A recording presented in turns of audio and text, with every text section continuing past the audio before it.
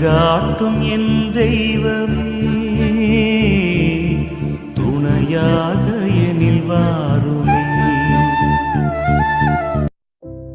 இதோ இறைவனால் ஆசீர்வதிக்கப்பட்ட நேர்மையாளர், திரு குடும்பத்தின் விசுவாசமிக்க காவலர், உழைப்பாளர்களின் உன்னத வழிகாட்டி, நம் அன்பு தந்தை புனித சூசையப்பரின் பெருவிழா. அன்பார்ந்தவர்களே, நம் ஆண்டவர் இயேசு கிறிஸ்துவின் இனிய நாமத்தில் உங்கள் அனைவருக்கும் என் அன்பான வணக்கங்கள். இன்று ஒரு மகத்தான நாள்.